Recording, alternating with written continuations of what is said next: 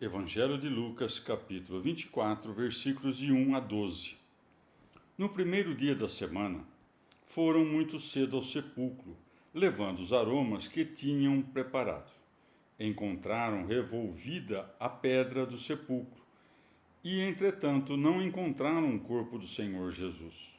Aconteceu que, estando consternadas por isso, eis que apareceram junto delas dois homens com vestidos resplandecentes. Estando elas medrosas e com os olhos no chão, disseram-lhes: Por que buscais entre os mortos aquele que está vivo? Ele não está aqui, mas ressuscitou. Lembrai-vos do que ele vos disse quando ainda estava na Galiléia. Importa que o Filho do Homem seja entregue nas mãos de homens pecadores, seja crucificado e ressuscite no terceiro dia. Então lembraram-se das suas palavras. Tendo voltado do sepulcro, contaram todas essas coisas aos 11 e a todos os outros. As que referiam aos apóstolos, essas coisas eram Maria Madalena, Joana, Maria, mãe de Tiago, e as outras que estavam com elas. Mas essas palavras pareciam-lhes como que um delírio, e não lhes deram crédito. Todavia, Pedro, levantando-se, correu ao sepulcro. Inclinando-se, viu só os lençóis por terra e retirou-se, admirando consigo mesmo o que se sucedera. Palavra da salvação.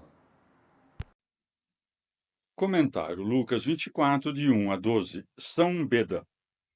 Aquelas piedosas mulheres não se contentaram com o quanto haviam feito no dia da preparação. Findo o sábado, isto é, depois do pôr do sol, e a partir do momento em que era permitido o retorno ao trabalho, compraram perfumes para embalsamar o corpo de Jesus, como relata São Marcos. A noite, com efeito, impedia-as de ir até o local do sepulcro. No primeiro dia da semana, foram muito cedo ao sepulcro, levando os aromas que tinham preparado. O primeiro dia da semana, isto é, o que segue imediatamente ao sábado, chamaram-nos os cristãos posteriormente Dia do Senhor, à conta da ressurreição do Salvador. O procedimento dessas mulheres, indo até o sepulcro já cedo pela manhã, manifesta o grande fervor e amor que tinham em buscar e encontrar nosso Senhor. Dessas santas mulheres, não se diz que caíram prostradas por terra quando viram os anjos, mas sim que abaixaram os olhos. Do mesmo modo, nenhum dos santos que testemunharam a ressurreição do Senhor prostrava-se com o rosto por terra quando nosso Senhor ou seus anjos lhes apareciam. Daí que vem o uso na igreja de orar com os olhos baixos, mas sem flexionar os joelhos, todos os domingos durante os 50 dias que formam o tempo pascal, seja em memória da ressurreição do Senhor, seja como sinal de esperança pela nossa própria ressurreição. Ora, não havia que procurar num sepulcro o que ressuscitara dentre os mortos para uma vida nova.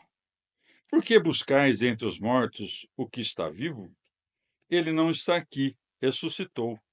De fato, é no terceiro dia depois de sua morte que é celebrado o triunfo que foi a ressurreição, como ele próprio havia predito àquelas santas mulheres que estavam junto com os discípulos. Lembrai-vos do que ele vos disse quando estava na Galiléia. Importa que o Filho do Homem seja entregue nas mãos de homens pecadores, seja crucificado, ressuscite ao terceiro dia. Com efeito, ele expirou no dia da preparação, para o sabá, por volta da hora nona. Foi embalsamado no entardecer do mesmo dia e ressuscitou no começo do primeiro dia após o sábado. Nosso Senhor queda-se no sepulcro por um dia e 2 noites, pois queria com isto unir a luz de sua morte, que é una, às trevas da nossa dupla morte. A irmã de Lázaro, Joana, filho de Cusa, empregado de Herodes, Maria, mãe de Tiago, isto é, do menor, e de José.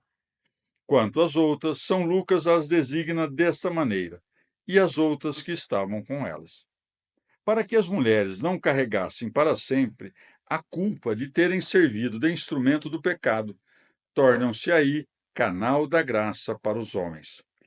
Isso mostra não tanto a fraqueza dos discípulos, quanto serve ao nosso fortalecimento. Para que vencessem a incredulidade, Deus deu copiosas provas da ressurreição, e quando delas tomamos ciência, entendemos que a mesma dúvida que manifestavam os apóstolos acabou por nos fundamentar a certeza. Em sentido místico, essas mulheres que vão até o sepulcro nos ensinam, pelo exemplo, que devemos nos pôr a dissipar as trevas de nossos pecados antes de nos aproximar do corpo de Jesus Cristo. Com efeito, o sepulcro era a figura do altar do Senhor, onde os mistérios do corpo de Jesus Cristo foram consagrados, não com seda ou púrpura, mas com linho, figurado pelo sudário com o qual José de Arimateia o envolvera. E assim como ele ofereceu à morte tudo o que tinha da natureza terrestre, por testemunho e gratidão devemos estender sobre o altar o linho branco e puro, produzido pela terra depois de ter sido preparada por certos trabalhos que simbolizam os diversos tipos de mortificação. Os aromas que levaram as mulheres significam o odor das virtudes e o perfume suave das preces, com as quais devemos nos acercar do altar. O retirar da pedra do sepulcro é emblema da revelação dos mistérios que jaziam ocultos sob o véu da letra da lei, escrita em tábuas de pedra. Removida esta, não mais se encontra no sepulcro o corpo de Jesus Cristo, aí posto depois de sua morte, mas se anuncia que ele vive. E se houve um tempo em que conhecemos Cristo segundo a carne, agora já o não conhecemos desse modo. 2 Coríntios 5,16. E assim como os anjos achavam-se em torno do corpo de nosso Senhor, assim devemos crer que os anjos envolvem o corpo do Senhor no momento da consagração dos divinos mistérios. A exemplo dessas devotas mulheres, nós mesmos, cada vez que nos aproximamos desses santos mistérios, e tanto por respeito aos anjos presentes quanto por veneração pela santa oblação, baixamos os olhos com um profundo sentimento de humildade, a nos lembrar que não somos senão pó e cinzas.